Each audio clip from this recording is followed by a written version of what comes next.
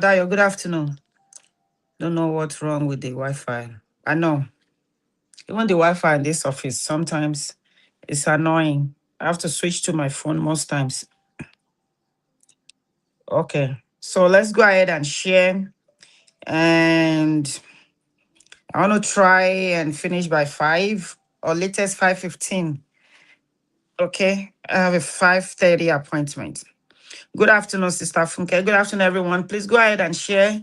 I'm going to share on your WhatsApp, and I'm going to go. Dio, please call Auntie Dami. Jesus. I'm going to go on TikTok.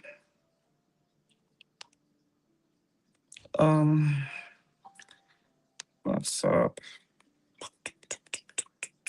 status.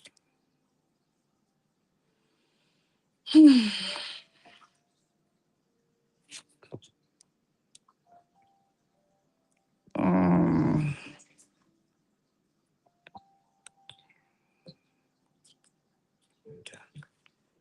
yeah, let's go ahead and share. Where's my TikTok? Oh God.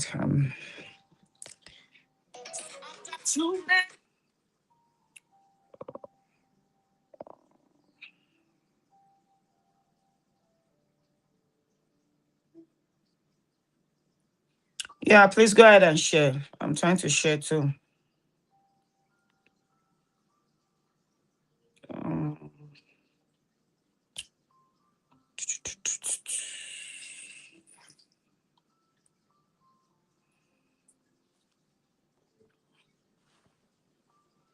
okay, I'm on.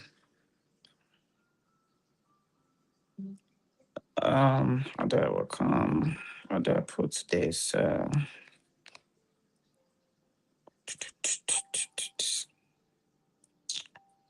Um, Paul.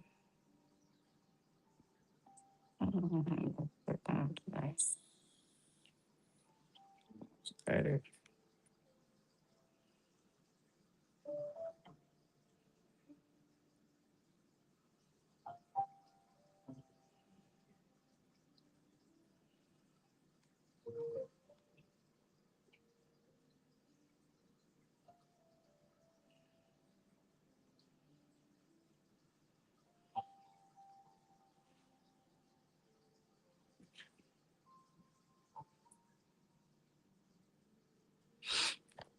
Okay.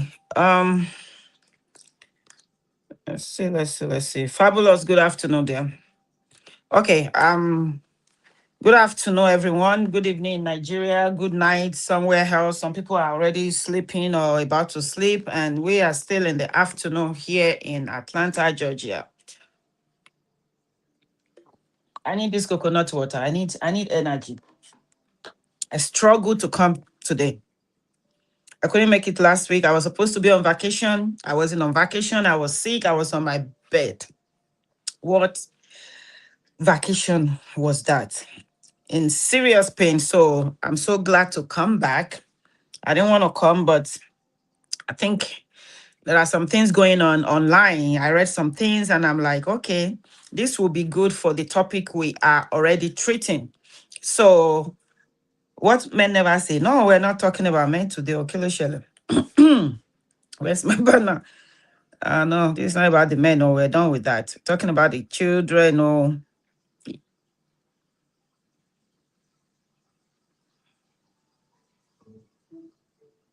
oh, you stop. Delete. I'm going here.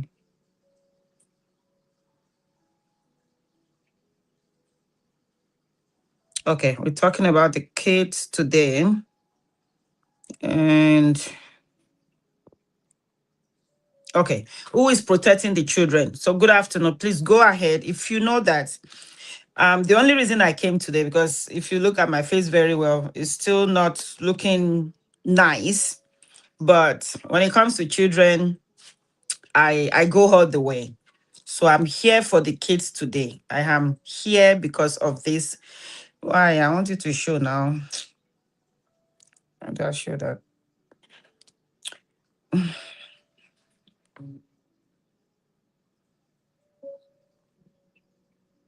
You stay there. Oh.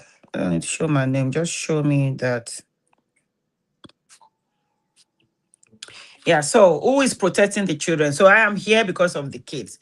If you are a mother, a father, if you're a parent, you are somebody's uncle, you are somebody's aunt, you are somebody's friend, you are somebody, you have children, or you don't share it now. I think it's on. You're supposed to stay there, Joe. Go back.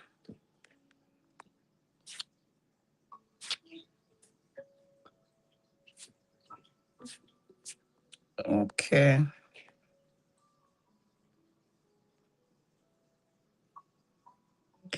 It might be no. Cancel. You cancel. I'm trying to put this one up. Okay. You shall media. And put this back. Okay. Anyway, I hope that one stays. So if you have a child in your life or you plan to be a parent, you have kids in your family. Honestly, this discussion is not always pleasant. Um, we don't talk about it enough, which is why it's messing everyone up. If you think child abuse, molestation, and all that does not affect you in one way or the other, I think that is not true. If it's not happening to your child, you know someone that has been through that. What is my name? My name is Dr. Olubusololu Aferomi. Good afternoon. If you're joining me for the first time, you can call me Dr. O. You call me Dr. O. So, good afternoon. I'm sorry, I'm just diving in straight away. Good afternoon. If you're joining me for the first time on Facebook, I think I'm streaming live on Facebook, TikTok, and YouTube. That YouTube, I think I need to work on it this weekend so I can be posting it for you, because if you miss any of my shows, you will see it on my YouTube channel, because anything we record on Facebook now only stays there for like 30 days. They will delete it. So that's why I'm streaming now. Hi, Boglo. Did I pronounce that well? So please tag somebody, share with somebody. You know, this is a very, very important topic that we don't talk about enough or at all. You know, we need to talk about it. So for the next, we started 2 weeks ago. I wasn't here last week. So I'm going to continue where we stopped. And what I'm going to do, that is why I'm going to be very, very fast today. I'm sorry, but I forgot. When did you say that you're coming to Chicago so we can get married? And your mommy down. Your mother has found love, or love has found your mother, or Calvin Gibson want me to come to Chicago so we can get married. That's funny. So I hope all you little brides and bridesmaids and groomsmen. No, that's his own part. My own is to take care of the bridesmaids. So all you bridesmaids and little brides and bridesmaids and anyway, please don't let me stay focused on what I want to do. I don't have much time. That's nice. Your mother, love has found your mother. Do you have money? My children on Facebook are asking me, do you have money? Because I have a lot of children. I have plenty, plenty. I have so many children. So anyone that is going to marry me, you know you're coming to take care of kids, okay? Anyway, good afternoon again. Good afternoon again. Good afternoon again. That is funny. Calvin, that is very, very funny. They said they don't know him. You will get to know your stepdad now. You will get to know your stepdad. They said they don't know you, so you have to introduce yourself to my children. I have too many children all over the world. Even the one that are older than me, they are still my children. Anyway, so what I'm gonna do is, if you have any question, drop it. I will try and be looking and see if I have any question. Um, so what I'm gonna do quickly is to do last week with this week. Do you understand? So I'm gonna just do 2 weeks together. And the reason I want to talk about last week's one is very, very important in this discussion. So I'm not going to leave that out of these titles or topics. So we are talking about, this thing is not showing. That's okay. Oh, how do I make it stay? Oh,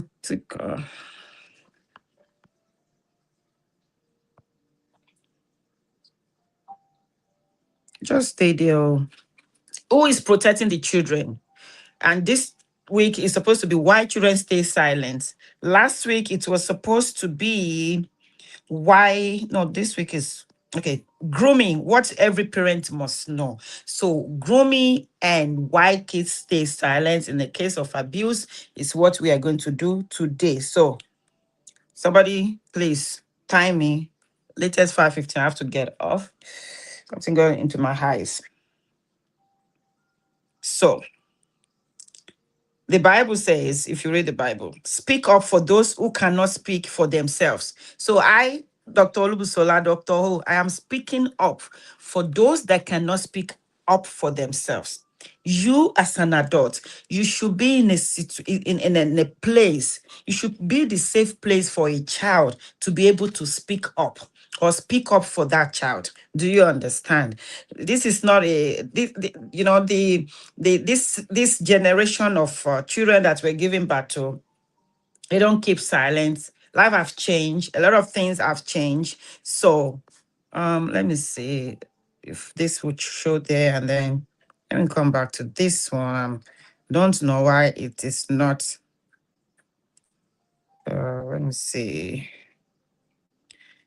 Okay, let me edit this one. Abby, no, I'm sorry. I'm just trying to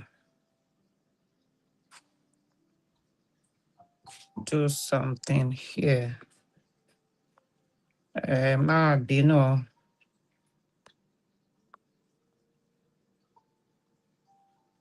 Uh, but cut. Yep. Go right here. Paste and save. So go on this one. Okay. I hope I get it right now. So I'm so sorry. So welcome back again. If abuse is so painful, why don't children tell? That's the first question.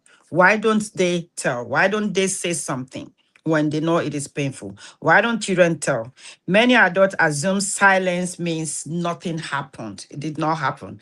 You see, I saw a video of somebody trending. I will not mention the name, but definitely if you have seen it, this girl is a pastor's child. We grew up listening to this man's music and all that. I'm gonna say a little bit about that because I'm a pastor. I've been married to a pastor before, and I really, really want to talk to you. If you're in a leadership position, you don't have to be a pastor. There are some kind of job or position that, you know what, it affects your children. If you're not very, very careful, Ọlọ́run má jẹ́ ká fi ọmọ ṣe iṣẹ́ ìránṣẹ́. I pray that prayer for myself all the time. Ọlọ́run má jẹ́ ká fi ọmọ ṣe iṣẹ́ ìránṣẹ́. It is not always or only about somebody attacking you spiritually because you are a minister of the gospel. It is also you as a parent having time.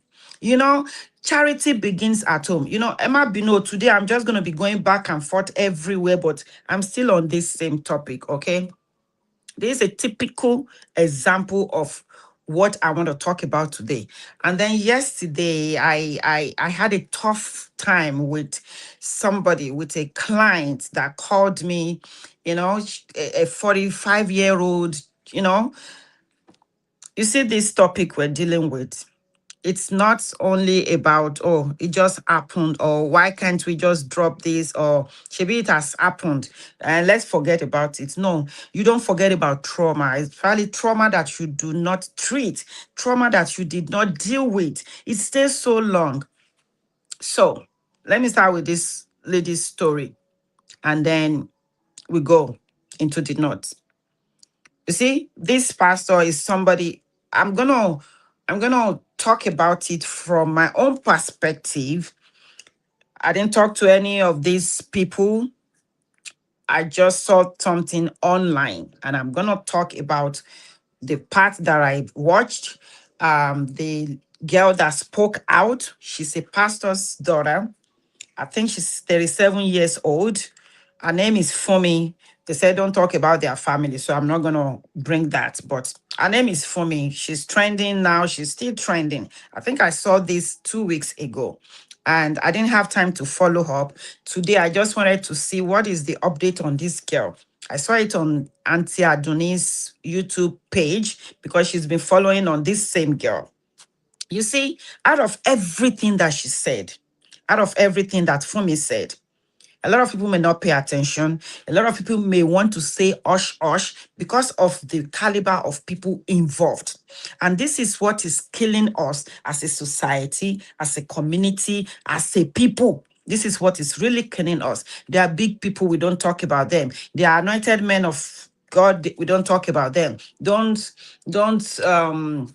Don't talk about this person. Don't talk about that person. This girl is old enough. She's 37 years old. She said, Madam, àwọn ẹgbẹ́ tí wà ní ọkọ wọn ti bímọ, right? Our mate already have kids. Our mate already have kids, children, grown-up children. So she came out to say, Egbamio, like, you know, it was a cry out. I saw, you know, when I listened to her, I definitely, as a therapist, as a mother, as a person, I know something is wrong somewhere. More than just crying out like she needs money to survive. No, that is not the problem. I saw a traumatized adult,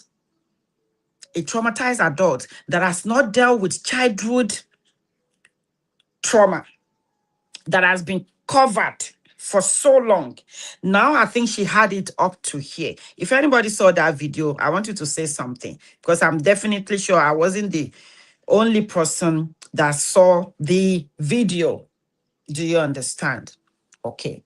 She mentioned in that video that she was molested by her own brother. This was not a neighbor. This was not daddy's driver. This was not uncle or auntie. A brother that they lived in the same house. Sometimes as parents, I never did it because me, I'm not that person that would just close my eyes on something. That's how my parents brought us up. You better not do anything at home. See àlejò bá wọlé wa, if a visitor come to my house, you just did something bad. My parents will not hush because a guest just entered the house. Ojú àlejò náà máa ti bú ẹ. You will be so scared to do anything wrong. Especially me. I hate when they call you and now my father never beat me. Popsi mi ò nà mí rí, momsi mi ò nà mí rí o. I'm not saying for my siblings, but me. They have never touched me. Do you understand? As a child or as an adult or as anything, one no, èmi rí wọn gba etí mi rí wọn kàn mí ní kò rí. Uh-huh.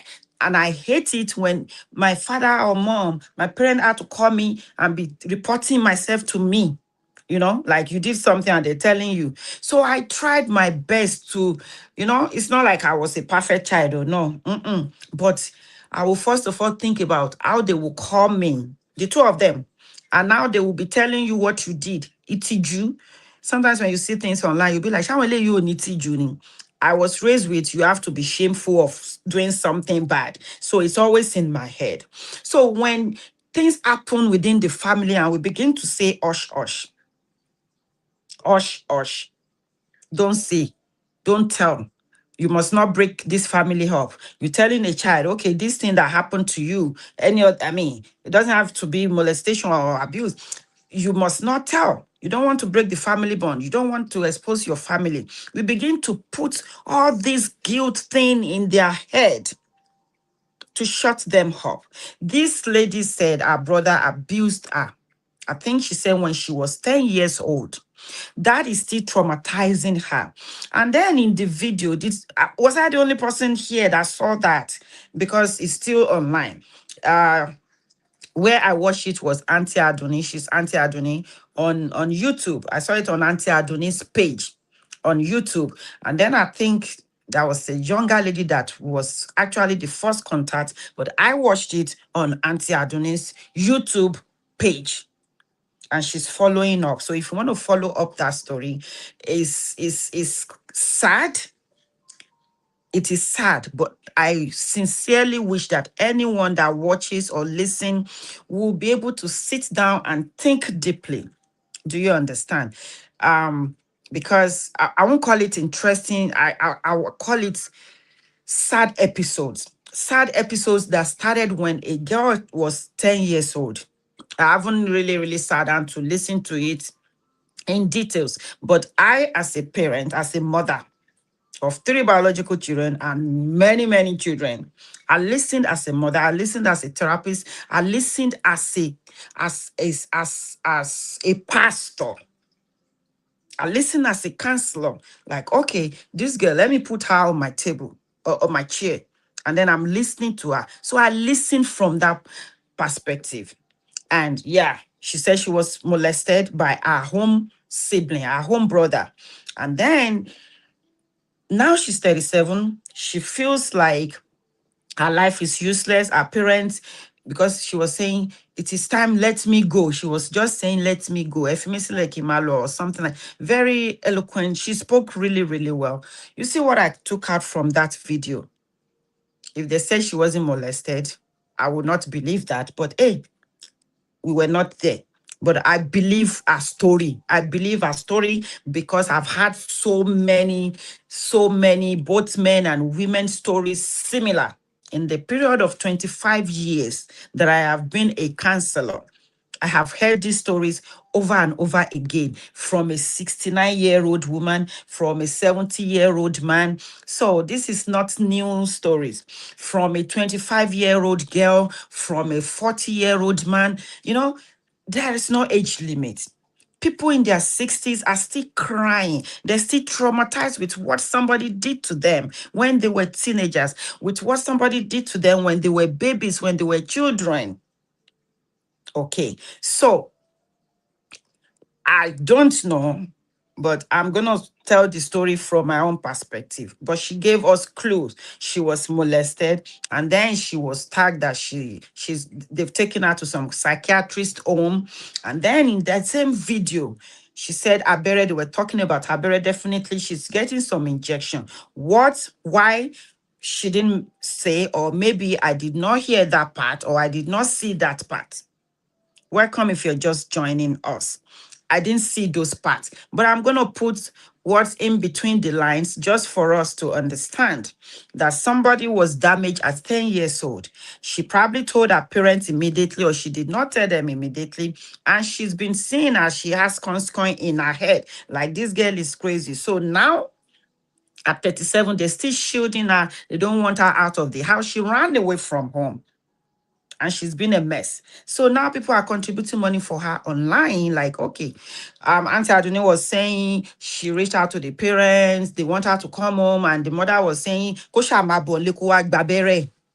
So you are thinking or saying or making everybody believe that your child is, she's insane. You cannot be traumatized from 10 years old and not be insane. And she said a lot of things. But you see, this particular family that I involved, me, I've been listening to Ayewa's song since we were all young, you know. I'm gonna say this right here as a pastor. I've been married to a pastor. One of the reasons that I left that marriage was because of my children. I didn't, I saw, I mean, God has given me a discernment spirit. I have gifts to see visions. And what I saw was not good. Do you understand? Sometimes we're in positions and we take that position more seriously than who we are and raising our own children. You see, if I begin to tell stories of pastors, I'm a Christian. I'm not going to talk about Afa because I don't know much about that. Even though part of my life is being Muslim, my mother's father was Muslim. But I grew up in church and I know church very well. I'm ordained reverend. I'm a pastor. I've been in church all my life. I see the behind and everywhere in the church. I've done leadership trainings for pastors. I've counseled pastors. I have seen beyond what a lot of you would know and see about being a pastor, being a leader, being in a position that everybody look up to you as the spiritual leader. Are you understanding? And you're on Facebook. Are you still there? I don't see your comment. Oh, I don't see your comment because it seems like I was the only one that saw this video or this funny girl. You see, when God has called you, a lot of people are not called. But when God has called you to be a minister, if you're a pastor, a minister, a deacon, whoever, you're a leader in the church, or mashalashi, you need to be very, very careful. Or you are a CEO of your company, or you're that business person, you're that busy person. You see, when you are married, women, I was talking to one auntie yesterday. I said, "Hey, Joma, ẹ̀yin lẹ ní ọmọ." Something happened. I said, forget about the dad right now. Taiwo Olateju, thank you. If your dad is still a man will pashe. A man is supposed to be a pashe. You as a mother, you have to be smart and very, very wise. You have to be wise. And men, marry wise women, oh. Marry wise women, oh. If you're not married, forget about slaying mamas. Marry a wise woman, marry a mother, marry somebody that is a mother that will mother you and your children. Do you understand? It is very, very important. We are guardians. God put children in care of us. That's your first priority, not the church. Charity begins at home. If you disagree, say it, Oko, say it, Okomi. I'm telling you from this point of being in the ministry and being a counselor, and at the same time being a therapist. So if you're talking about spirituality, I'm a very, very spiritual person. If you're talking about God, even God knows that I love him. Well, God lives here.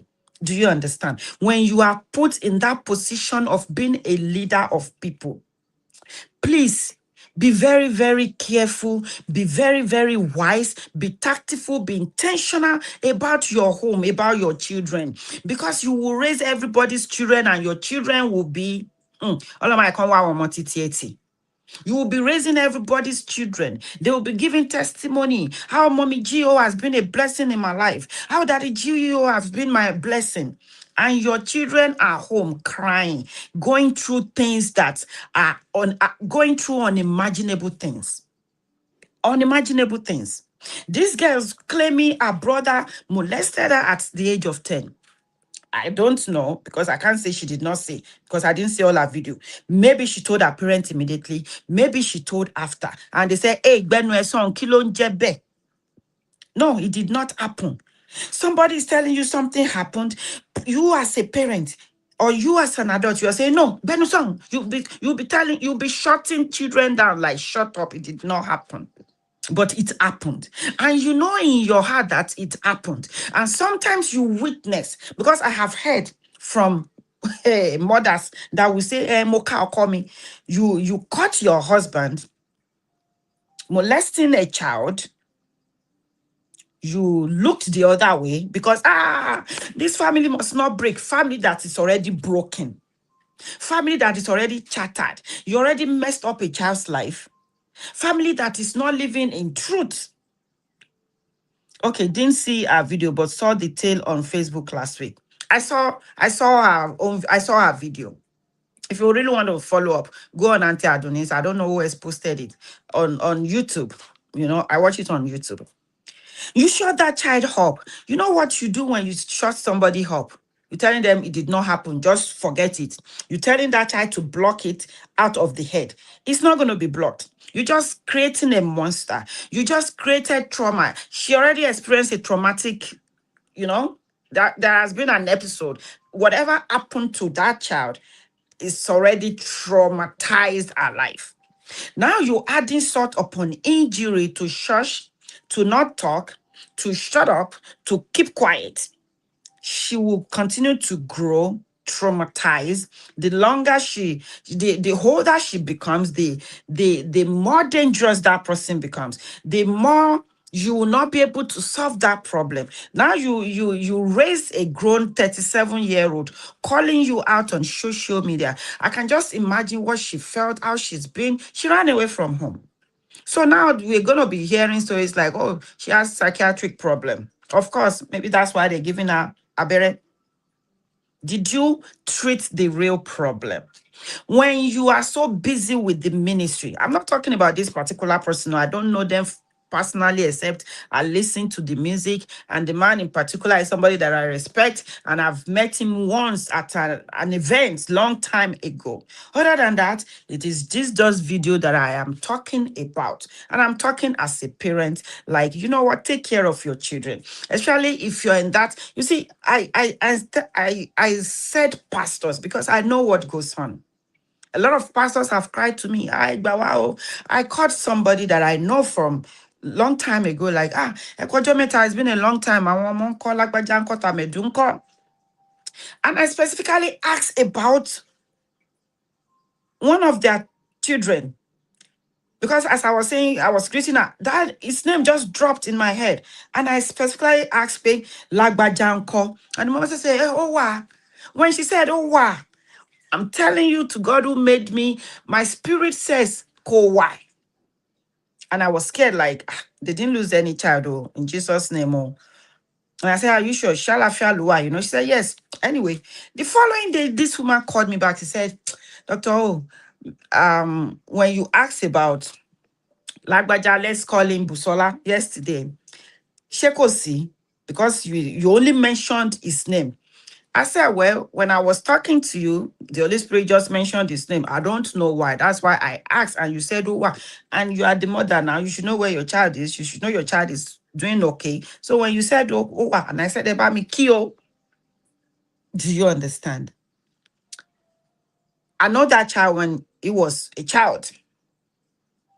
And truly, out of the 4 children they have, I knew at that time, hey, if any one of these children, I just knew is that kind of a child that would just may mess up. And I remember one day I told his mom, I said, put an eye on him, take care of him, love him, care for him. And it's like, why him? I said, well, that's what I think, that's what I feel.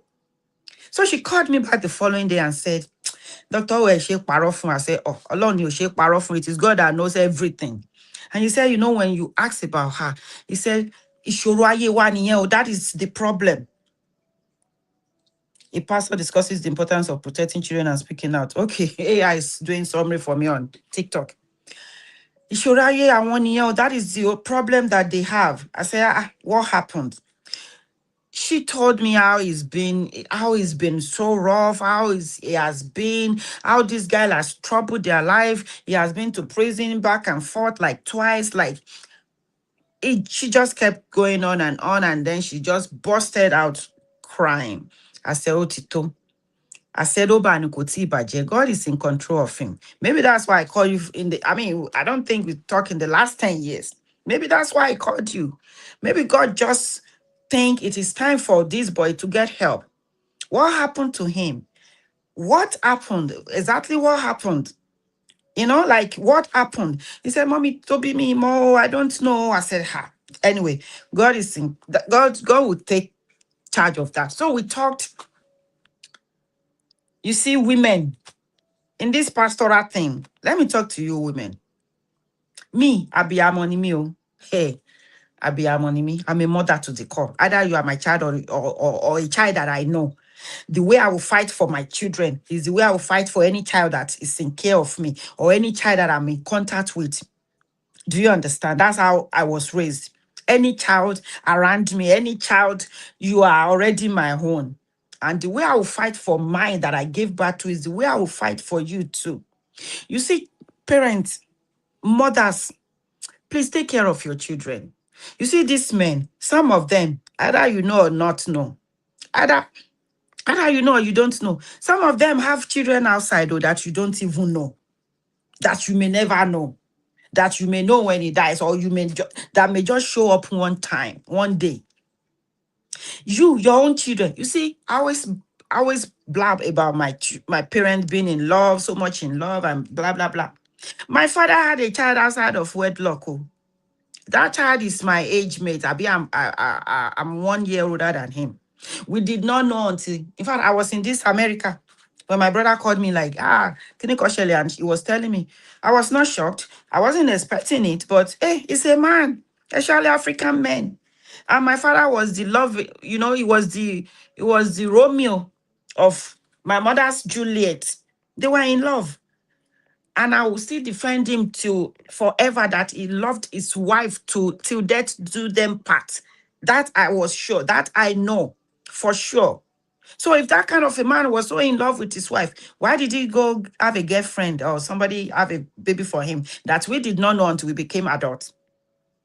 Things happen. I am telling you sincerely. Nothing can shock me when it comes to this men issue again. Nothing can shock me. It is you that it is you that you should be a mother to your children. I'm losing my thoughts now. Be a mother to your children. Stay there for your children. There is time for everything. You see, little babies will grow up, become adults, and then you will be free. But when your children are little and young, protect them like be, adiagbebo. You will protect your children. Ah, have you seen chicken protecting their children? What bearder, as powerless as chicken is, when a hen do like this to you, you will run. You dare not come close to our children. Oh, that's the way you should shield your children from everything.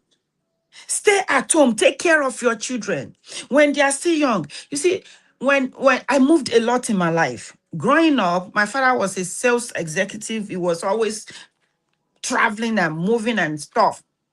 The same way, when my children were growing, we moved a lot.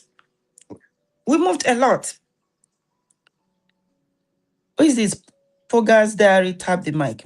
We moved a lot. So you as the mom, you have to think. And in this country, every community, I tell parents, if you want to move, check the school first. Oh, packaging, how are you? Check the school first, because that's very important. When you have peace, when your children are happy, when your children are at peace, you as the mother, you will be at peace. You will be at peace. You will have joy. There's no way, there's no amount of money that you can. Okay, there's no amount of money that you may have.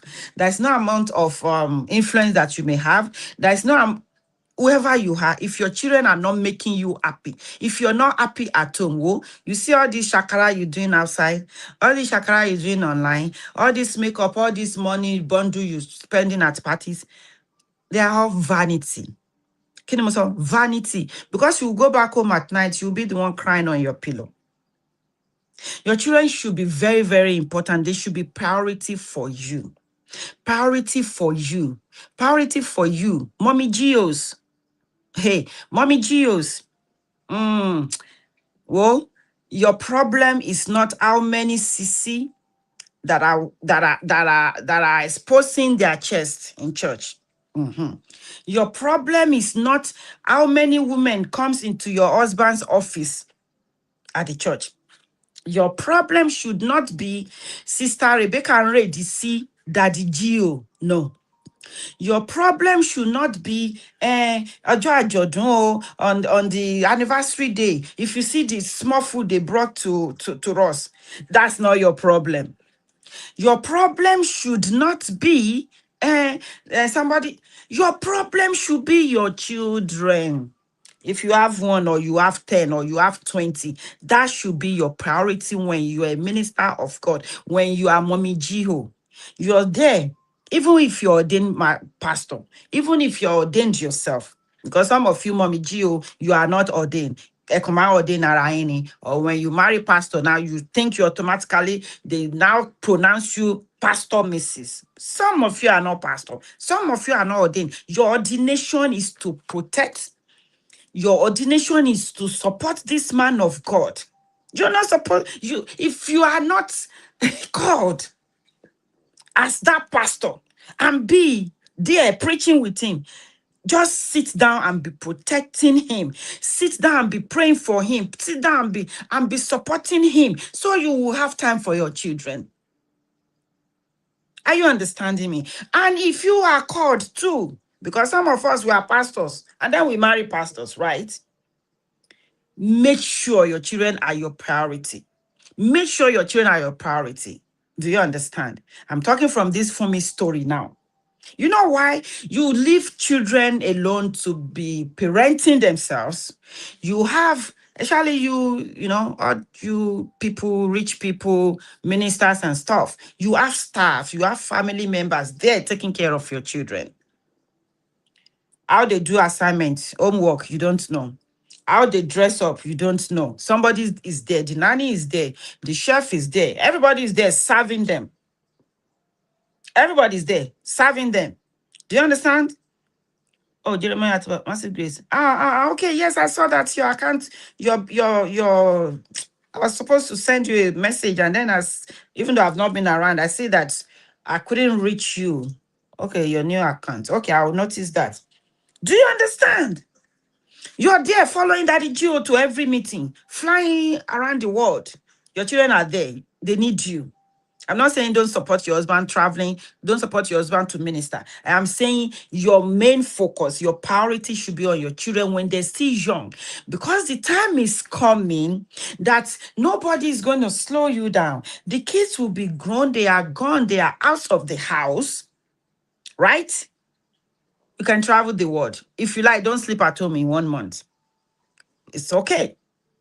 That's the situation that I am now. Do you understand? My son moved out. I realized, like, okay, the house is empty.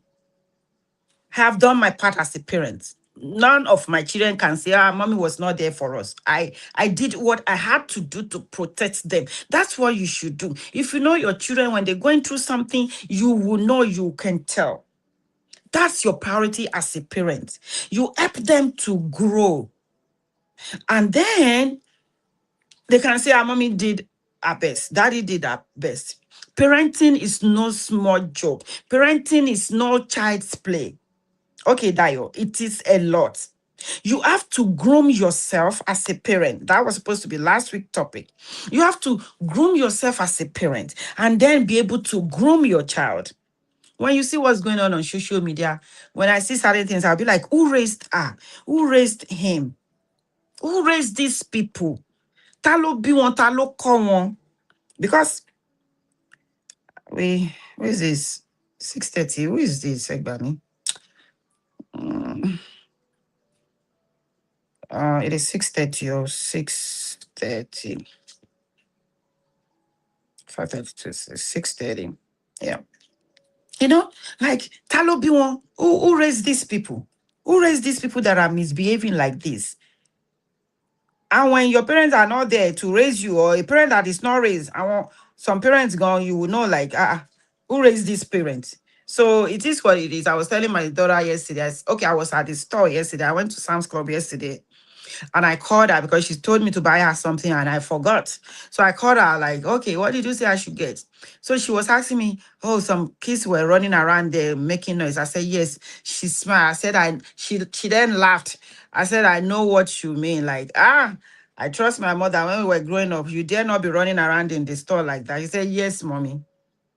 Do you understand? Or you see a child raising his hands, beating his parents, and you'll be like, hey, Jesus, that can never be my child. So sometimes you wonder, how are these children raised? Or who is raising these children? Papa, is the mother gone? Were you raised? Because me, I believe, like, if you were raised well, you would want to replicate that on your own children. If you were raised very, very well, oh, and you know your parents have done a great job, you want your child to grow up to be like, yeah, thank you, mommy, you did a great job in my life. Because my parents are no more now. I can still sit down sometimes and be like, growing up then we thought they were too tough. They are discipline you. Now I'm enjoying it. Now my children are enjoying it. So teach your children. Who is protecting the children? You as a parent, you as a mother, you're supposed to be the one protecting your children. You as a father, you're supposed to be the one protecting your children. You need to let them know what is right. We're talking about who is protecting the children. Do you understand? Monitor them. Let them know that you are in their lives. Sometimes you just give them iPad, you give them technology, and you just use that to keep them busy. You hand it over to them and you're gone. Don't do that. You bring people home to take care of them, to look after them, and you are gone. And some of you, you don't even have staff, or you are still the parent, or you are living in the same house and you're still not present because you don't have time for them. So a child that is going through pain, a child that is going through trauma, a child that has been traumatized, a child that has been molested, a child that has been defiled, she's right there in front of you. He is right there in front of you, looking at you like maybe mommy would know that something is wrong. Even me as an adult, I still do it sometimes. Like, I will not say anything. I just want to see if you're paying attention to me, if I'm in a relationship, or even a friend. Do you understand? Like, I have very few people that even when they talk to me on the phone, they know that I am not okay. Even when I'm saying, oh, I'm okay. Now I'll be like, doctor, are you okay? I'll be like, yes, I'm fine. Doctor, oh, talk to me. What's going on? Do you understand? When I call my children on the phone or I'm talking to them on the phone, hello, mommy, I already know something is wrong. Are you okay? Yes, I'm fine. No, what's going on? You stressed? You need some money? Are you okay? Are you okay? So you have to be present. You have to be intentional about people in your life, about your children, to be able to say, okay, she's fine, it's not fine. Parents must know, you must know who your child is spending time with, either offline or online. These are some of the ways you can protect the little ones. So teach them. My body belongs, because I think the last time I said, talk to them about sex education. It's this education. You don't talk to a 5-year-old about sex education the way you would talk to a 10-year-old. You don't talk to a 10-year-old the way you would talk to a 17, 16-year-old. There are stages to these things. Do you understand? You teach a 4-year-old, a 2-year-old. My body belongs to me only. You let them know if somebody touches you this way, it is wrong. When a child knows that is wrong, trust me, and you give that room for your child to be able to talk to you. If Dr.O touches her in an appropriate way, she's coming to tell you, mommy, Dr.O touched my breast. Do you understand? Because you already set boundaries. You already teach this child boundaries. Who should touch you, who should not touch you, where they should touch you, where they're not supposed to touch you. My body belongs to me. Some adults still don't know that their body belongs to them. You are supposed to be in control of your body. So if somebody comes and mess up or touch you the way they're not supposed to, you know that's crossing boundary because you were taught or you know. I'm telling you, that lady that I said was talking to me, a 45-year-old still don't know that her body belongs to her. She was defiled as a teenager, which messed up her life. And I said 45 is not too old for God to do something miraculous in your life. Do you understand? No adult should ask me to keeping a secret. You defile a child and you're saying don't tell anybody. You're teaching that child to keep secrets, right? No adult should ask me to keep touching a secret. That's a secret they must not know. You're traumatizing that child. And that child is more traumatized because she's looking at you. He's looking at you like, I wish I can tell mommy. But she can't tell. She already know. Maybe they won't believe me. Or maybe she even says something and you say, shut up. Benedake, Benedake. Masobemo. And most times these things happen within the family. Uncle, auntie, siblings, stepdad, stepmom, staff. It's all in the house sometimes. Mostly it's not, it's people that they know, that we know, that defile us, that abuse us, people that we know. And you saying, shut up, my baby J. Create a home where children feel safe, talking before they ever need to. Do you understand? Create that atmosphere, create that safety, create that. Let it be in your head like safety first. Not only about when something is wrong. Create that atmosphere for your child to be able to talk, to be free, to laugh, to gist with you, to be your gist partner. So if anything wrong or bad happens, they will feel free to come and say, Mommy, this happened. And you will believe them. I know there are cases of children lying against adults. Yes, very, very few. But you will do your diligence investigation to know, okay, that wasn't true, or that was not meant to be, or that was not what it seems to be. You see, I want to challenge you as an adult. If you have parents or you have a child that is in care of you, this week, have one intentional conversation with your child, your grandchildren. Some grandchildren, they're closer to grandparents. I have seen grandfather that defiled his. I remember when we went to that school in Abuja, we used to go to schools to speak about sex education. You know, this child just, I mean, she was in high school at that time. She just came, very short girl like this. And she just looked at me and said, I was moved by what you said. I said, thank you. She said, can I trust you? I said, yeah. So she just dragged me. I mean, like literally dragged me to the side and said, if I tell you my grandfather was the one that raped me, would you believe me? And I look at her. I said, yes. So I said, did he? He looked at me again. Can I trust you? I said, yes. He said, yes, when I was 12 years old.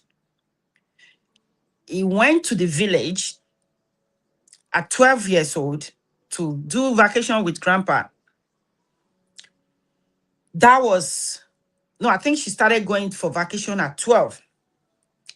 The second vacation, boom, that was when she was molested by our own grandfather, our mother's father, our maternal grandfather, you know?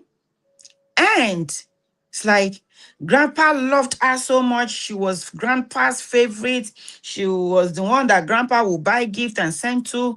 So when she went back to her mom, he said, Dr. O, Do you know, I thought my mother would notice something was wrong because she was this bright girl and she came back like sober.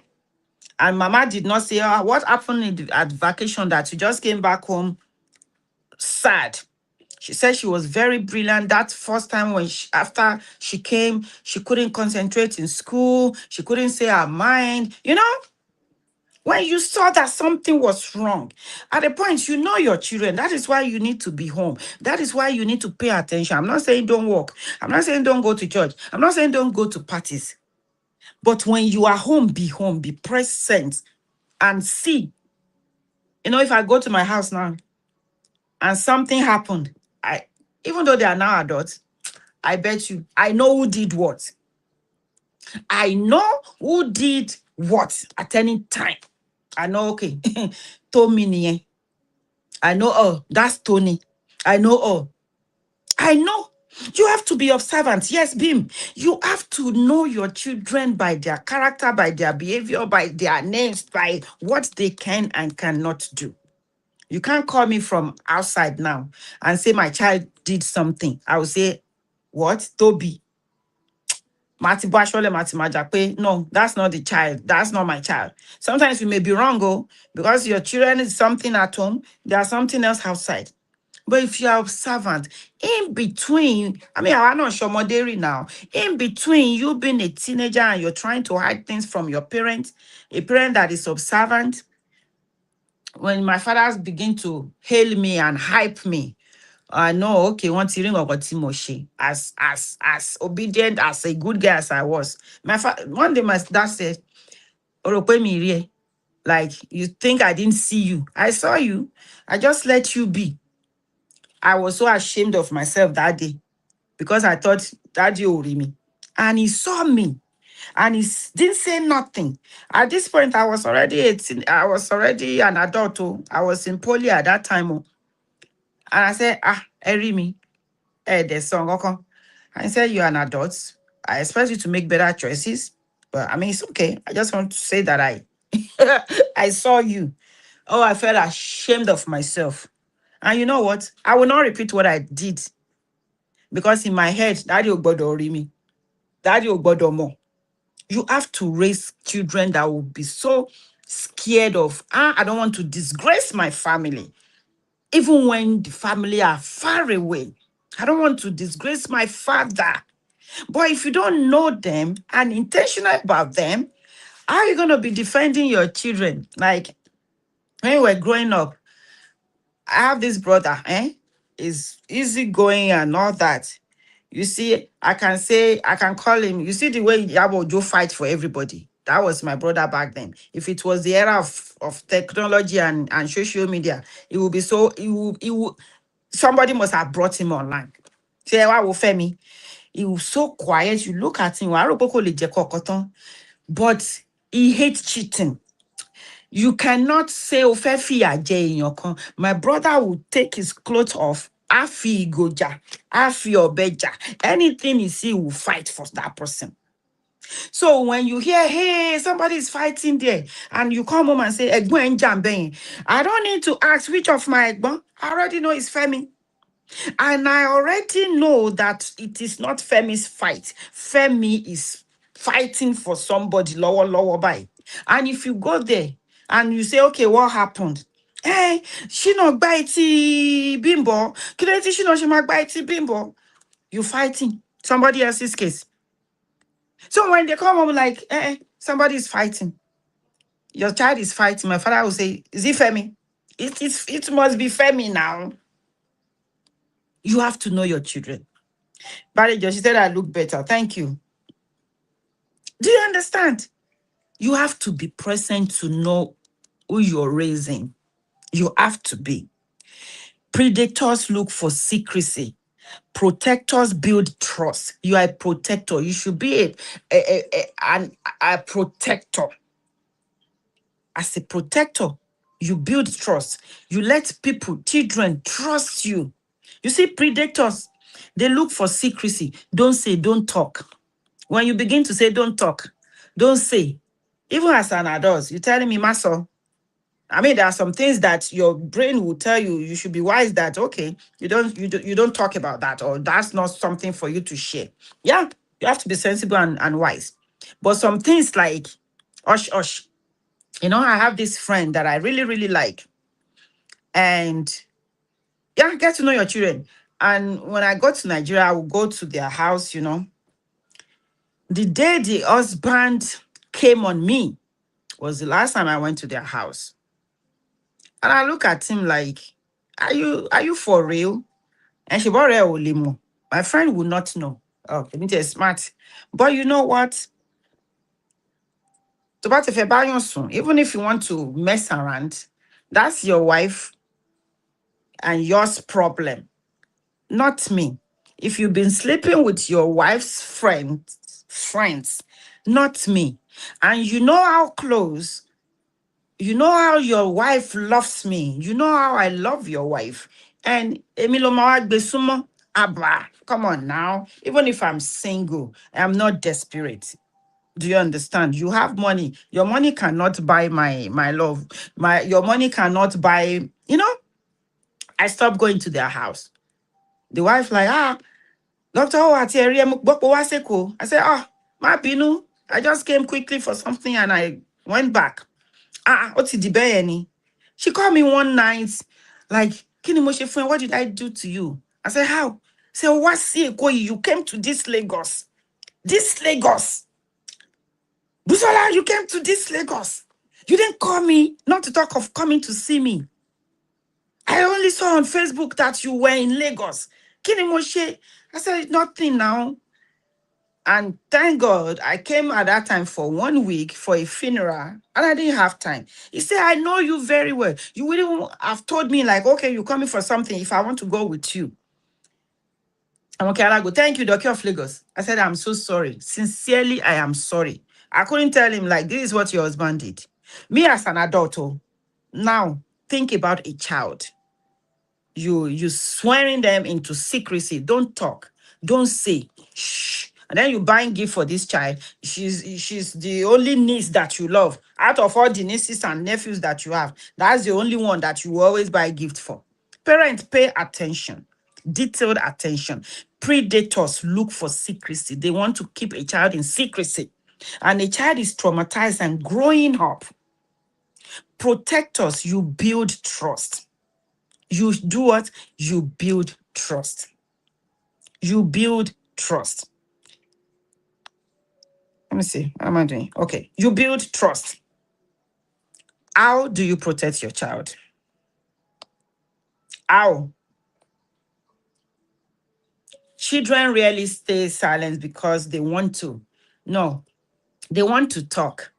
You can, the social care system in Nigeria is dead. It is dead. But let me tell you, our sister Fumi told us about in Lagos State, honestly, I don't know about any other state, but you see that Lagos State, when it comes to domestic violence, child issues, and all these welfare issues, Lagos State, I don't know if they are on top of their game, but they have an office for that.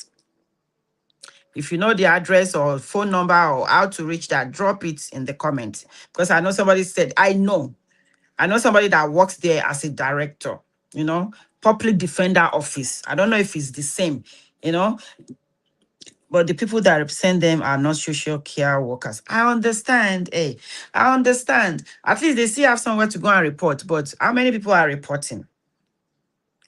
They are just NGO. Oh, really? No, I think Lagos State, there is, I still saw it on Facebook, on a post.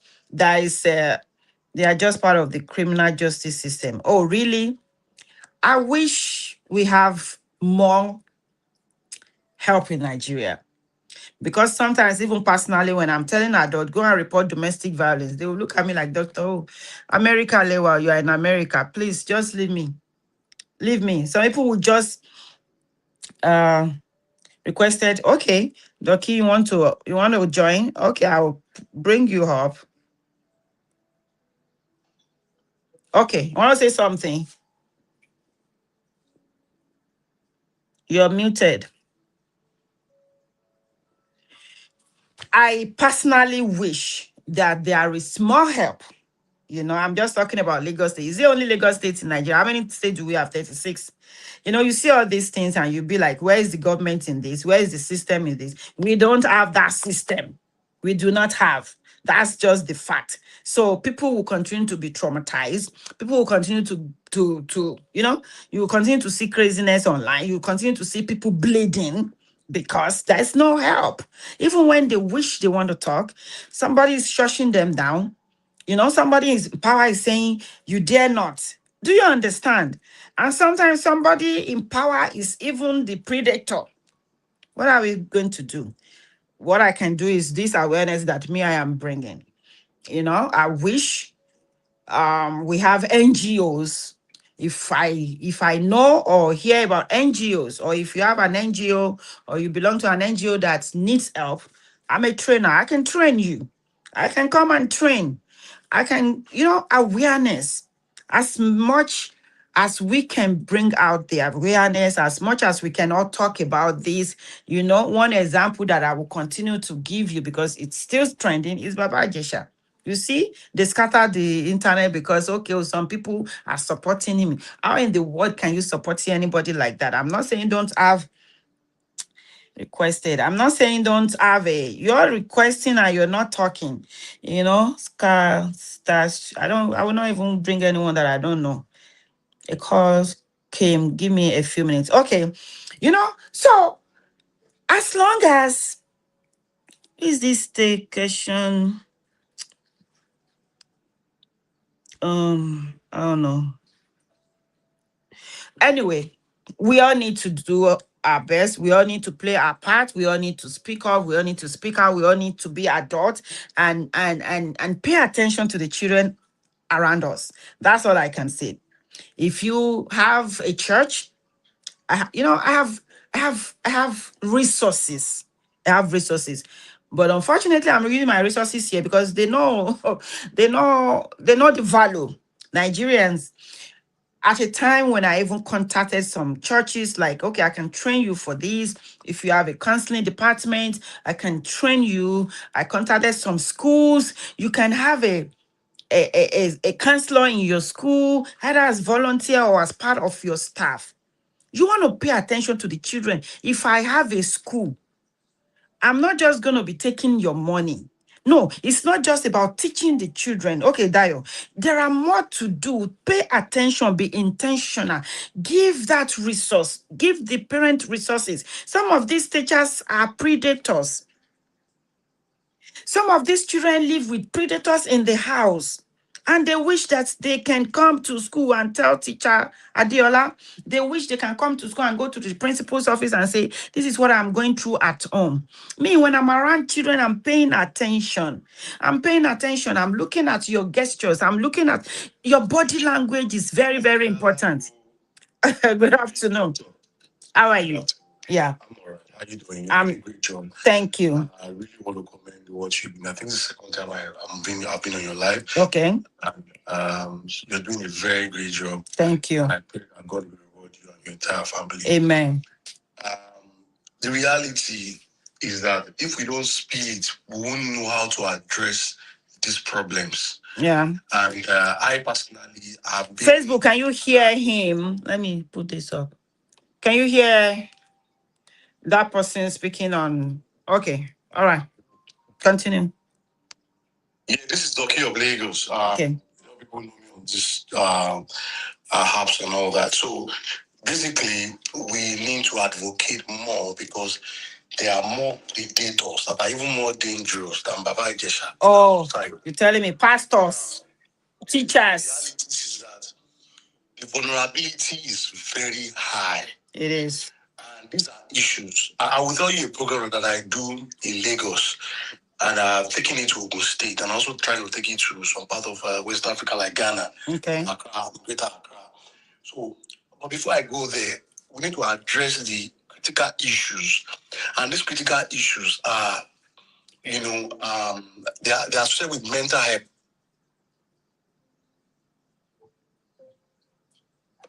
So these issues are critical issues that are associated with mental health. Mm-hmm. You see, a lot of time we have um, we have a dead. Currently in Nigeria, there's a dead social care system. Yeah. Let me explain to you. The federal ministry in Nigeria is Federal Ministry of Health and Social Welfare or Social Care. But the only functioning part of that ministry is Ministry of Health. Oh. The health is not fully functional. Of course. Now, the social part is dead. If you go to those social homes that they said they have, it's like barrack, barrack. Yeah.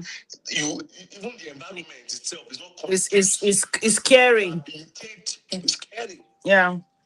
It's not conducive as a social welfare environment to rehabilitate people that are, traumatized, or people that have gone through, assault, or people that have gone through that needs help situation that are vulnerable. You understand? So this is, and a lot of societal issues also, apart from government failure. It's a system failure in Nigeria. It is completely.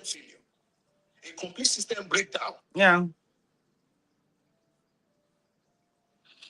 And this childhood traumas is the reason some adults have misbehaving. Okay, for example, I think you just joined. I mentioned that girl. She's trending right now. Fumi. She's a daughter of a minister, right?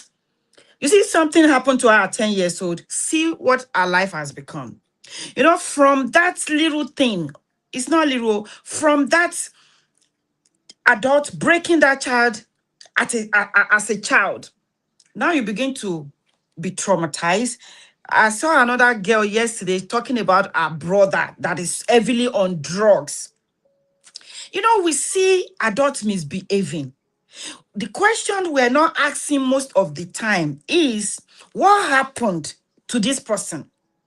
What happened to this person that now she's taking injection for, okay, she has mental illness?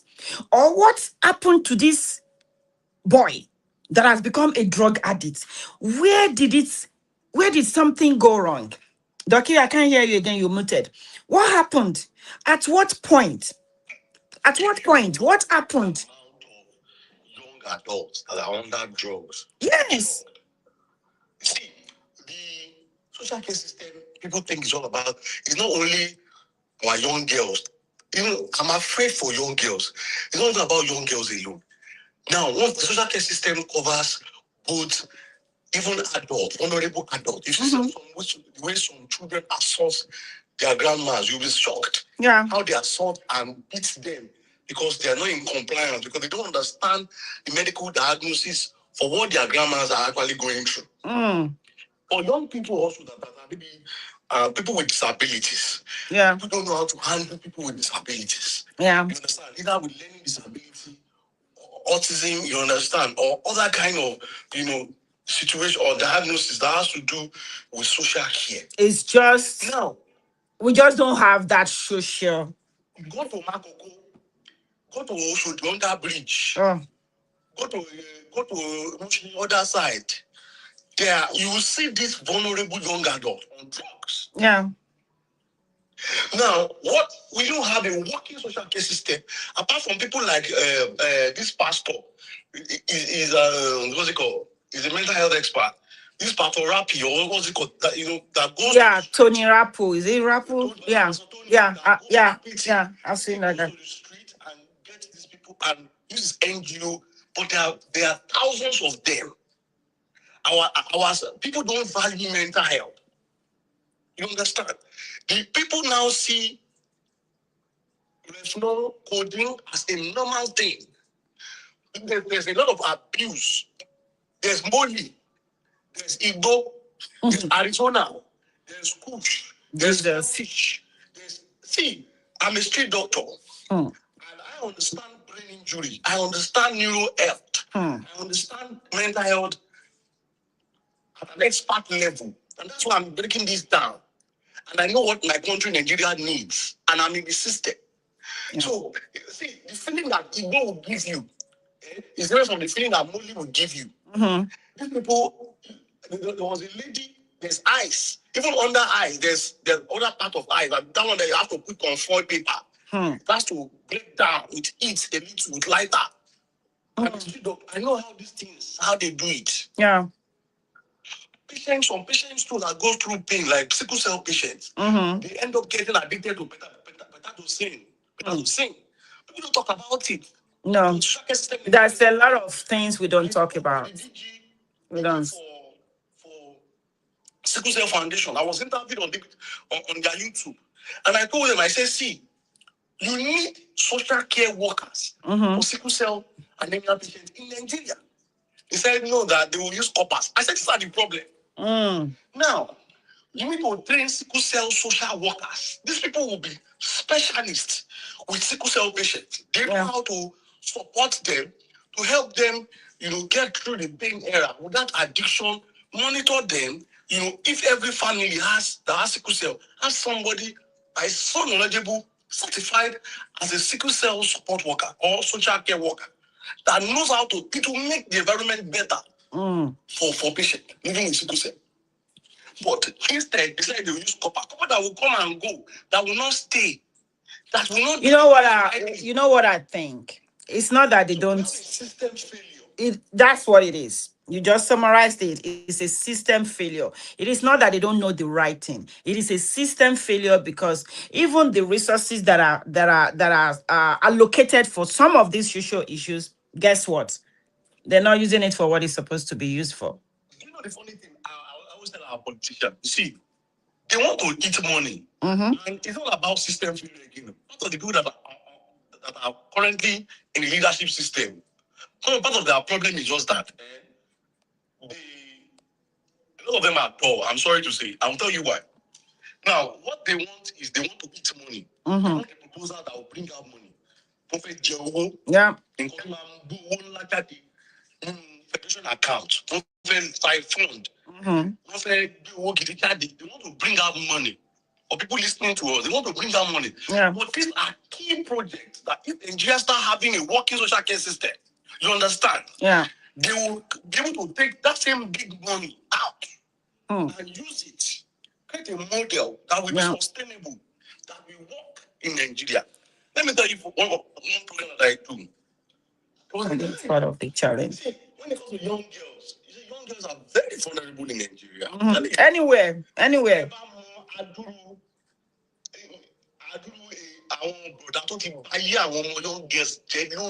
Yeah. Yes. They are everywhere. They are in family. Yeah. They are in the environment. Yes, everywhere. Place of work. In the church. Everywhere. In the church. They are pastors. Churches, pastors. They are pastors. They will say they want to do deliverance. Yes. And they will start checking puberty stage girls. Yeah. Looking at their nipples. Getting, controlling them. Yeah. Not doing the right thing they want to do. Not getting children. So that thing led me to creating a program.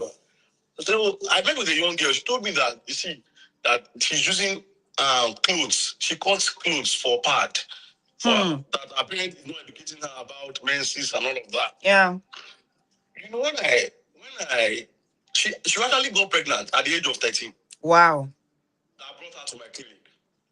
When I said, hey, the mother who came to with her that they wanted to do, I said, I don't do that kind of thing. No. I said, I don't do it. 13 years. The fact could take 13. That means that she was just walking 13 by August. Like God. Wow. And I told her that, I wanted to know what the circumstance, because I didn't push them away like with anger, because I was annoyed. I just calmed them down. I went through counseling. I listened to both parties. It has happened. That was what the mother has kind of said, that she just wants to get it out and so that she can go to school, blah blah blah. So did she come for an Kinongpe? Yeah, okay. You understand? They came. I told them that I don't do it. It's not legal in Nigeria. I don't do it, and things like that. And I told them that this thing is not legal. You understand? I told them, but I went through counseling with them.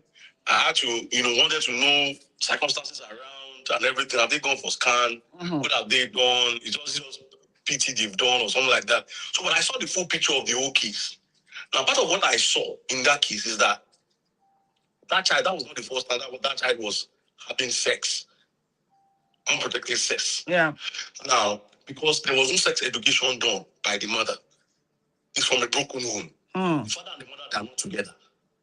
And apart from these are impact, and the mother, I don't need the parenting. Yeah, of course. Some of these parents need parenting. That's I said some of these parents need parenting. yeah.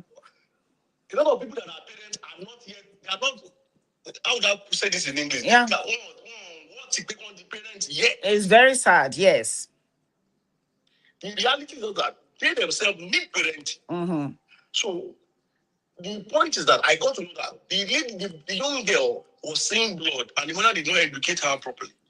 And the friend of the in fact the young girl have used postinol outside the mother's consent. Because that same friend that took her to one brother that was sleeping with her, we were going to that brother because that brother was to give them money. Money. Yeah, I mean, these ones are already teenagers, so they know they do it for money. Money to buy a part. Yeah. So that was how the brother was one that disvirgin her out of her ignorance, and that happened, and things happened like that, and that was not the first time. So it wasn't. She didn't conceive. 13 years old. The first time. You see how bad the situation was. Yes. Now that led me to keep that issue aside. That led me to a foundation where I try as much as possible. I have something that I do in Lagos. I go to secondary schools. I have volunteers. They give menstrual pad to young girls every month. Bless your heart.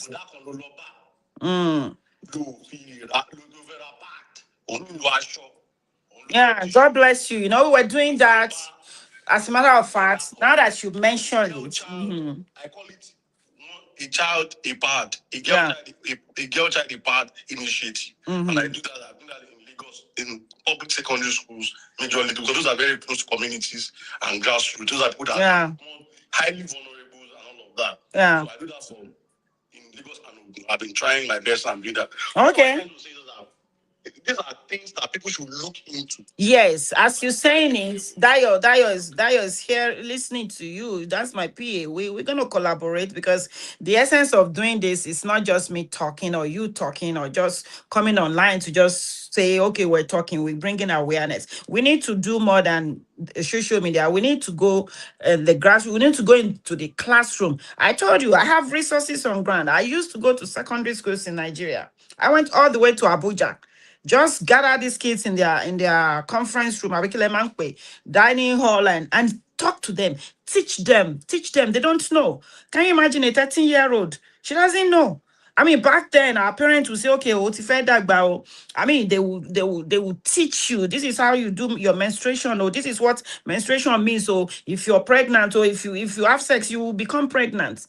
But a child does not know. You just slept and woke up and see blood. What is this? Women and people even in marriages are living with trauma, childhood trauma, teenage trauma. Are you? Because and the husband cannot know because some of them No. secretive. Yeah. Something that you've never said, something that you've never talked about since you were 10, since you were, this this lady that I said I talked to yesterday. I'm gonna round up. We this series continues because it's not gonna be, and I think I just saw a collaborator in you now because this is what I do, and however we're gonna all come together and do this. We need to make noise about this. We need to talk about this. We need to bring the awareness into the classroom for these children. Some parents, they need parenting too. They don't know the right thing to do. It's not that they don't want to do it. As we're teaching these kids, we need to teach these parents too. Single parent, I'm sorry to say, we bring their boyfriend home. Oh yes, I've said this over and over again now. The young child will process that information. Yeah. They will be doing things, making sound into the ear of a young teenager. Yeah. That is curious. And the sad thing, this same boyfriend will be sleeping with her daughter too. Because this happens all the time. All the time. Even in this country, I have reported two like that. I personally called the police One of them is already in Nigeria.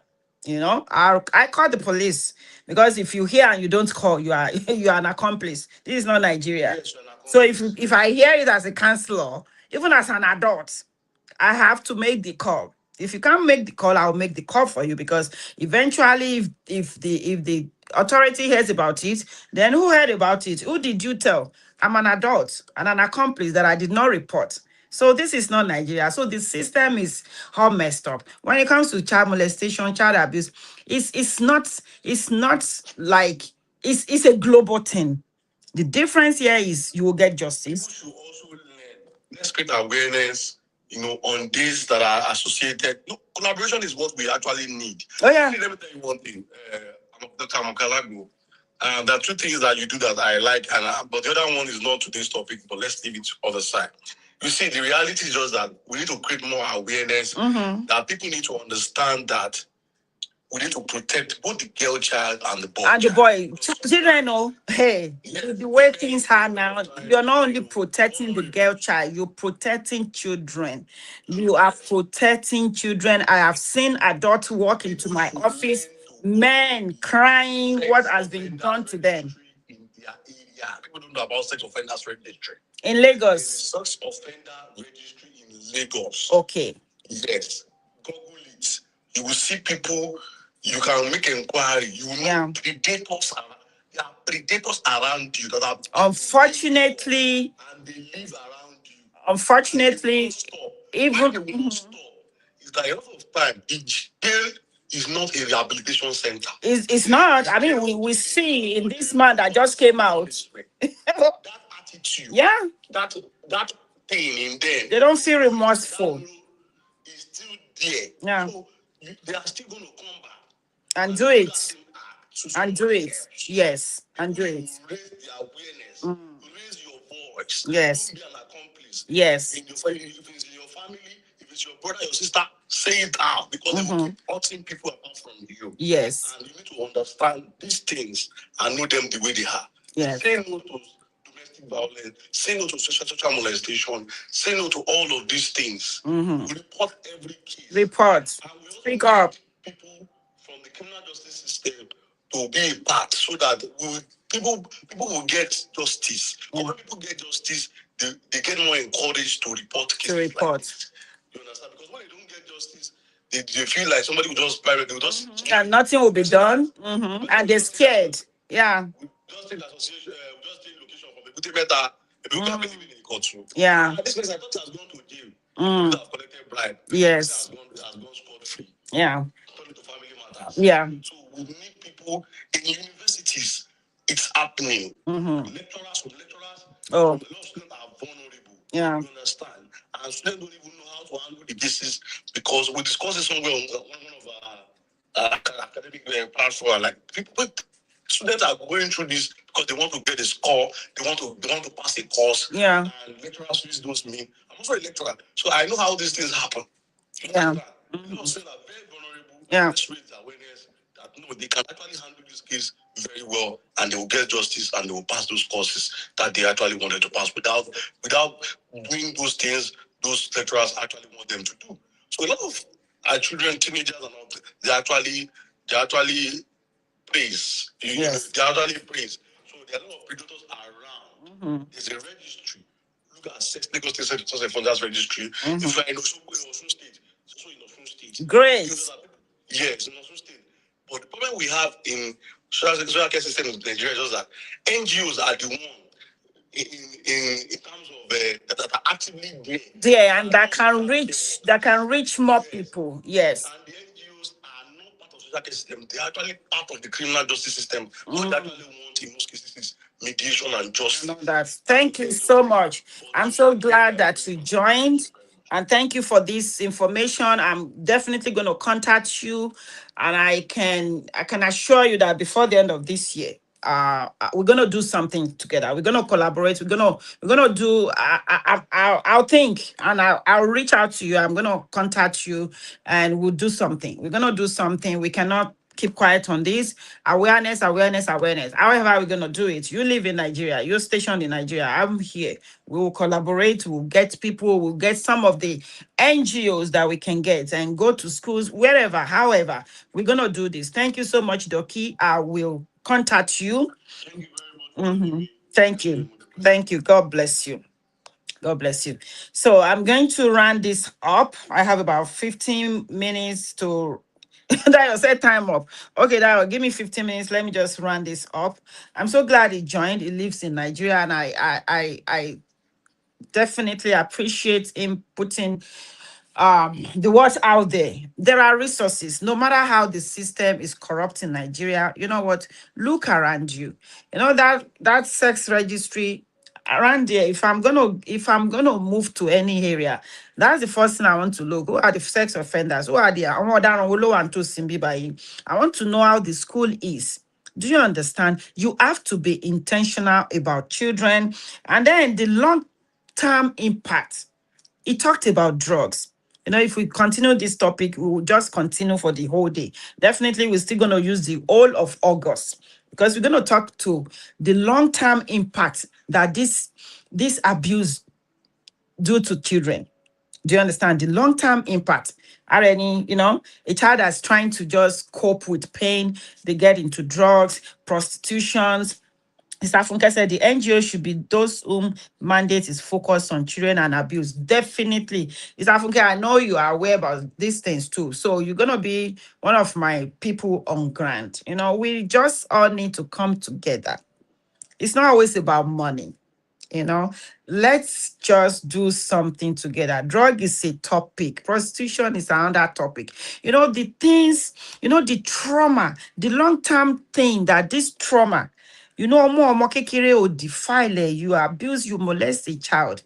You see, the long-term impact on that child is more than you defiling that child at that moment.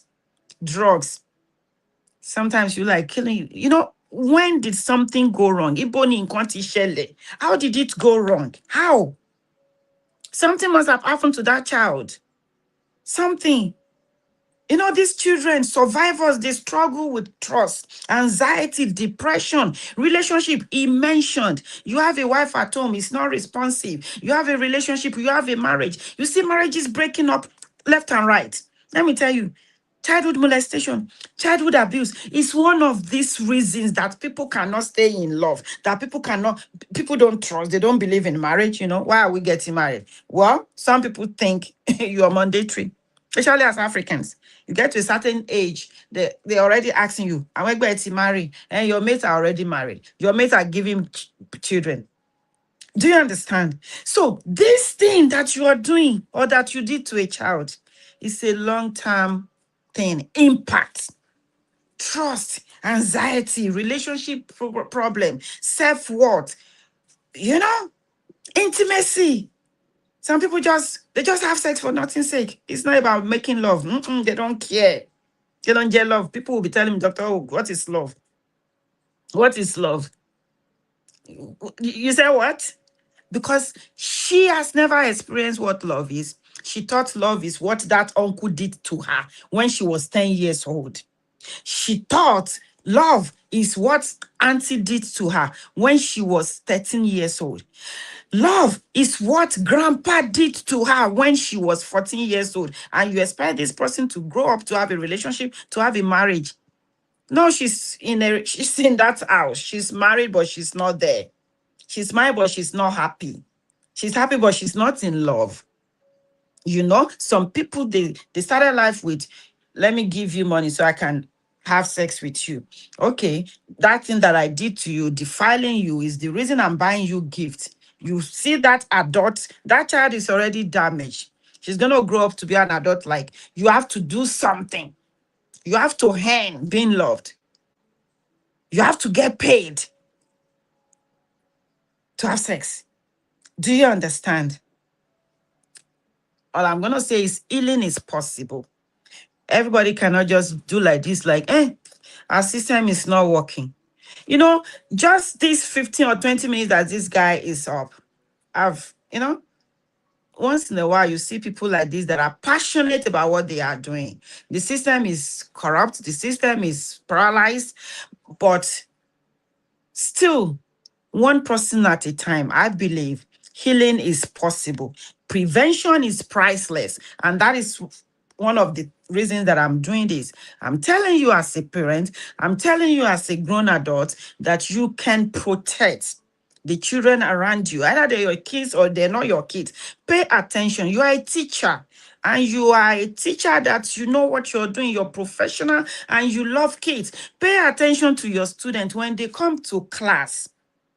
When they come to class, you are a pastor. You're not just there on the altar looking at who is dropping tight or not, or looking at Sister Rebecca's behind, or looking at somebody's chest. No, you are there as a pastor.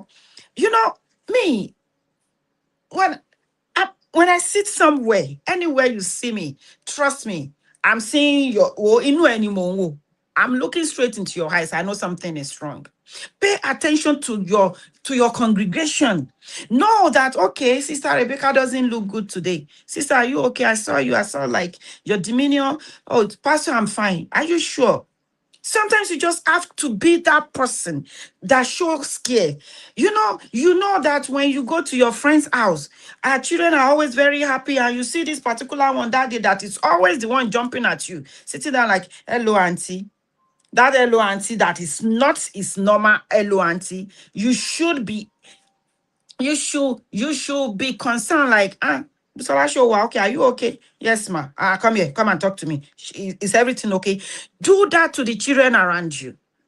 Do you understand? Your driver that is dropping your children in school every day. I've seen that so many times. Driver to mama to obomolo monidi. Come and sit at the front. No, let us sit at the back. Mommy is very busy anyway. You will not come home until late. Daddy is always traveling. So the driver is there, the nanny is there, everybody is there, but you're not there. Even when you're there, you're not there. And your driver, your nanny, your uncle that lives in the house with them is already molesting your child. Do you understand? Please, this is not just making noise. I'm so glad that we are here listening. Do your part. Do your part. You're a Sunday school teacher. Pay attention to the children that comes to your class. You know David is always very happy. He comes in one day sad. David, are you okay? Did mommy do anything to you? Did mommy give you your chewing gum today? Or did you bring your cookies today? Mommy didn't give me my cookies. Okay, I will talk to your mother. You see a child that is always very active and is no longer active. Talk to the parent like, Mommy David. David is always very active in this class, but she came in today. He wasn't active. I hope everything is going on. It may be fever. It may be more than fever. It may just be something. It may be mommy beating him in the car. It may be anything. But you, as the adult, that you have the privilege to be around that child for that particular time, reach out to somebody. Reach out to the child. You are the adult. And your job is to become a safe adult. Listen calmly. Don't shut them down. Believe responsibly. Children lie sometimes. Do your diligent investigation. Protect immediately. When you believe, protect immediately. Whatever it is, protect. Let that child see that, okay, you're there to make sure he's safe, to make sure she is safe. Report to appropriate channels if you have to. Otherwise, you will be an accomplice, especially in this country. I told you somebody that they throw back home. It's not like he was a predator. He was supporting a predator. They asked you, what will you do? In the case like a child report abuse to you, you said you will call the family meeting. Family what? And then you will settle it like that. And then you will tell the child, you two don't go to Uncle Dele again. Really? Uncle Dele is still there. Oh. Nothing was done to Uncle Dele. You're telling that child, like, Uncle Dele is more important to him, to his pain, to his trauma, to our trauma. Report and then support that child consistently. Okay, you've been defied. Get everything possible that you can do. Therapy goes a long way. A 37 years old that is now crying like, I want to be free, I want to be free. It means all this time you make her believe that she's crazy. And therapy will let it shake. For her to come out at 37 years old and now be exposing your own family. Huh? The help that she's supposed to get when she was 10 years old, that thing happened. Now at 37, she just could not contain it anymore. Now the whole world buying that see job. Now you have built your ministry all this while, you have built your family all this while. People that did not know when God called you, people that did not know when you're suffering you're in the secret place of your inner room. Now they are the one telling you what to do for your family. Now they're the one contributing money for your child to survive. We can do better than this. We can do better than this. You should report to relevant authority and good support system for victim. And not we don't have that many resources in Nigeria, but as much as little as you can get, do it. You are a resource too. You are an adult. All you need is to make sure that child is safe. You want to tell that child you are safe. You want to tell that child, you know what? Come talk to me. I'm here for you. Your challenge this week. Ask yourself, if a child needs help today, would they feel safe to come and tell you, very attractive and dangerously beautiful? What is that? Ooh. Anyway, would a child feel safe around you? You know, my growing up, my children's friends, they will always call me, come to me like, I know I can trust you. You see, that word is not, it's very, very deep. When somebody can tell you, I know or I feel I can trust you, make them feel, make them know that yes, you can be trusted. Make a child feel that they can trust you, that you can fight for them, that you can protect them. If the answer isn't an immediate yes, like if you know you are not trusted, you should be trusted. A child should feel safe around you. A child should feel that you can protect them. That's your assignment this week. Look at yourself. Okay, I'm an adult. Can a child feel safe around me? Will you not scream when you say, auntie or mommy or uncle, I see this or I saw this? A child came to report like, okay, I saw Uncle Bimbo touching my sister. And you said, shut up, it did not happen. No, she knew what she saw. And you telling her it did not happen. You're traumatizing her. And then tomorrow now she will be 16 and 17 and she's on drug and you're running everywhere like, we don't know what happened to her. Yeah, somebody shut her down when she was 10. Now she think, okay, somebody has introduced her to drugs. And she think, okay, let me try this. Maybe it will keep pain. It will take the pain away. Nobody wants to be crazy. Nobody wants to be insane. Nobody wants to be on drug. They're trying to look for coping mechanism and they get hooked and they become adults. And guess what? The shame is still coming to you one way or the other. Do you understand? You don't want to go be signing bail form at the prison all the time. You don't want to be doing that. Do what you can now to protect the children in your care, to protect the children in your life. Be that safe adult. Be that safe adult. You know, I gotta go. I just want to pray that God will touch each and every one of us. God will teach us to be able to hear the cries that are never spoken. Some people, you will look at them, I'll be like, some people will sit on my on this chair sometimes, I'll be like, are you okay? You want to tell me something? Grown adults, grandparents, now they're adults. Adults. This 65-year-old was telling me, I was like this. A man, oh, this was not a girl child, oh, this was a boy child, oh, now 65. You know, sometimes you feel like you want to cry with them, but it's like, okay, just try and be professional. You cannot be crying with every patient. Just be the professional. People carry this pain, this trauma. You wonder why some people's life are messed up. You wonder why she's on the third husband. You wonder why why he cannot keep a wife at home. You wonder why he has 6 baby mamas. You wonder why. You wonder why you have tried and you can't get this person off drugs. You wonder why. Because the demon is there, still fighting. That trauma is the demon troubling this person's life. we can do better. And if you're watching me, you have a church, you have a NGO, you have a group, you have something, and you feel like, Doctor, okay, what can we do? I'm a consultant when it comes to that. I'm an advocate when it comes to that. And I'm also a practitioner. So I'm not just consulting. No, I get on the ground. I do leg work. I go into the classrooms. I go into the mosque, into the church. I've been invited to some mosques before to come and talk to the women, to come and talk to the children. I will go anywhere. If you're babalawo, tẹ́ bá ní hall lẹ́yìn ilé òrìṣà yín, you know what? It is okay. Oh. It is it is okay. I will come there and talk to our Molefa for you. Because this thing happen everywhere. It happens everywhere. Because síbi kankan tí you don't know, but nowhere is safe. Because síbi tó safe. You send children to school, you don't know what is going on there. Okay? So if you're a teacher, you want us to you feel like, okay, maybe if the old school is not ready, they have professional day, a bikini con day. Say, Doctor, I want you to come and talk to my classroom. I did all that. I did that. Oh, this my leg don't work out. You understand? Some of us are made, we were created for this. And I will say I'm one of those people.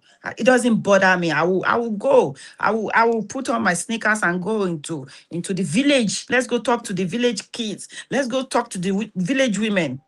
If our politicians are not doing it, we are adults. We all can play our part. We are all resources in this department. We don't need to wait for those politicians. When I was still doing, we have done a lot of leg work in Lagos. You know, at the time, I said, we're the ones spending our money. Let me talk to some of these politicians that I know. One look at me like, Dr.O, you know, it's my friend. Like, you think they will give you money? I said, isn't this what you guys are campaigning for? He just smiled and I look at him. He's my friend, very good friend. We're still friends, but you know, some people I'm like, Teba Wulo, you're just useless. You're just there to chop our money. You know, in this country, there is corruption too. But you will see what the tax paying money is going to. You cannot allocate a little thing out of the big allocation that you took to help children. Like, okay, I'm donating this to 5 million. Just take, go help the children. Donate money to charity that you see that are doing things.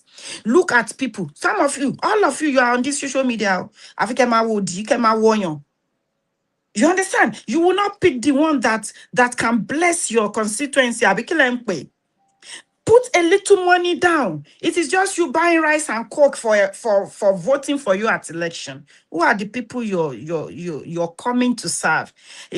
Being a politician, being in public services, you are servant to the people. You will still make money. You will still chopulate money. Oh. Do you understand? Now you'll be giving money to your side chicks that all they want to do is buy 20 cars and put it on the spot. I don't understand. I saw that Aisha thing. I said, me, somebody will give one sugar daddy will give me that money. I will have a boyfriend and he will just say, take this money. You will be happy the way I will spend your money because these are the things me I want to spend money on. I don't understand buying Rolls Royce, buying 10 cars and putting them.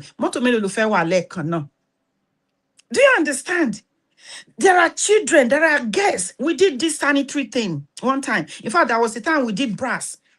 I went to speak at a school and I saw this girl. I'm like, hey, well, born your mom, she didn't have any brass. I said, come here. Are you wearing any bra? He said, no, ma. I said, why? He said, there's no money. I said, how much is a bra? At that time, I think she said 300 naira. I said, 300 naira. I gave her money. I said, I'm coming home. I will come back here and check you. I gave her money. I said, go and buy 10 bras. He said, mommy. I said, make sure you buy 10. The rest of the change, do whatever you like. These girls, their parents, they don't have money to give them to go buy sanitary towel. They will be using Asho. In this 21st century, I know at the time we did all this, we did Dio. We did a lot of things. We did bra, we did sanitary pads. We did all this. And you are a politician that the federal government or local government or state government gave money for gave allocation for your constituency. And a girl is going to school. She's in a period. She has no bra on, and she has no money to buy sanitary towel, okay, to even buy toilet roll. Ọlọ́run ò lè dáríjì yín. I'm telling you. That's why, I try not to be close to this politician, because tọ́lọ́run bá fẹ́ bẹ̀ ṣe wò lára yín. And then you put all this money. Now, àwọn ọmọ yín ní ṣòro, àwọn ọmọ yín ní problem. Wọ́n ṣe ní ní. Wọ́n ṣe ní ní. You can still make money. You can still put money there for your generations to come. But the kind of evil you do with this money that you're getting, it is too evil. Let me go. It is still evil. Dio, so I'm gonna contact Dr.O of Lagos. I think I feel my spirit just feel connected to what he's doing. I'm gonna talk to him. However, I know I'm still gonna get to Nigeria this year. We're still gonna do one awareness with Apolongo. If you know your church needs help, contact me. I'm going to train people, because I cannot be in 10 places at the same time. The way I'm passionate about this, I know there are some people that are passionate about this as well. Do you understand? So all we need to do is train some volunteers, train some people in your church, train some people in your mosque. Thank you, Nigerian food. Train the teachers in your school. Yeah, if you're like schools and make owo now, you will not come and do free training. I will not do that. For NGOs, I will do free training. Let's organize trainings. Let's organize trainings and send people to schools. Let's organize trainings and send people within your church. Some of you have mega churches. Killer and shit. What are you doing? What are you doing? You have people in your congregation that are suffering, that are traumatized. Help these children. That's my own. Help these children. May the Lord bless all of you, because He will bless me. The kind of money that I'm praying for at 55 years old, I don't need a jet. Me ò need it. The bag before me, me ò need it. A lè máa fi ṣiṣẹ́ ìránṣẹ́ káàkiri. I'm always a missionary. I don't need 2 Rolls Royce plus four Lamborghinis in my car garage. Kí ló ṣẹlẹ̀? Ibo ni mo fẹ́ wà wọ́n lọ. The kind of money that I am praying for, like, God, give me money. I want to help these kids. I want to help these people that are traumatized. Our society is bleeding because of trauma. Our society, we are sick. So we need to help children. We need to help these kids. We need to help people, empower people, impact lives. Oh, temi gbàdúrà fún Ọlọ́run. That's the kind of, this one that Doki is talking about. I say, okay, we want to do this awareness. Okay, let's sit down and budget. Kí la fẹ́ ṣe? What are we going to do? Put 50 million in somebody's account, like, okay, go to the schools in Ogun State and begin to help people. Begin to train volunteers, begin to train people. Let people be certified, and then they can help other people. Some of them will call themselves counselor. I sent a girl to one that said she's a counselor. Now I guess, Dr.O, please don't send another person to that place. Oh, I said, what? He said, no, she's not a counselor. You do 1 month training and you begin to call yourself you are licensed. Talo license. Make the Lord help us. So we have a lot to do in this our society. But now look around you. The children in care of you, in your care, the children around you. You're a Sunday school teacher, you're a pastor, you are a father, you are a nurse, you are, just look. Look at that person in front of you. Look at that child in your compound. Look at that child in your church. Look at that child in your mashalash. Look at that child on your street. Look at Yabisi Tomalon Rejalowe. Look at the child and have compassion and have empathy and think, okay, I'm going to be that safe adult. May the Lord teach us to hear the cries that are never spoken. Look at these kids, look at adults, look at teenagers, look at that drug addict and think, like, what may have caused this addiction? Look at that prostitute and think, what may have happened? I'll tell you that lady's story next week. Because hello, Auntie Dami, I'll tell you, our story is pathetic, but you know what? I believe healing is possible for everybody. It is one step at a time. Make our schools, our homes, our churches, our communities, places where children can feel safe, where they can feel valued, where they can feel protected and believed. That's my goal on this series that I am doing. This is the 3rd episode. Let's all raise a generation of courageous adults, of healthy adults who would never look away. You know, the society is corrupt. The society is this children growing to be corrupt, to be demons, to be. May the Lord help us. This is my quote for this week. A child's silence is not always the absence of pain. Because she kept quiet doesn't mean she wasn't traumatized, doesn't mean she's not in pain. Sometimes it is the language of fear. Silence is sometimes the language of fear. Do you understand? It's not like I'm not in pain. My being quiet is the language that I'm scared, that I'm fearful. I'm scared. My silence does not mean I'm not in pain or nothing happened. My silence is that I'm scared. I'm afraid. Fear will make people go cuckoo, do whatever. May the Lord help all of us. Join me again as we continue. And today, please look around you and see which child you can impact. Because these things that we're talking about is a long-term impact that are affecting people. If you think it's not affecting you, that drug addict may shoot somebody that you know. That drug addict may do you wrong. That cuckoo head girl that you may end up with your child, may end up with your cousin. You see, that traumatized girl may end up to be your wife. So don't say this is not affecting me in any way. May the Lord help us and make us that safe adult. May the Lord give us the wisdom. And as parents, please pay attention, detailed attention. God bless everybody. I got to go now.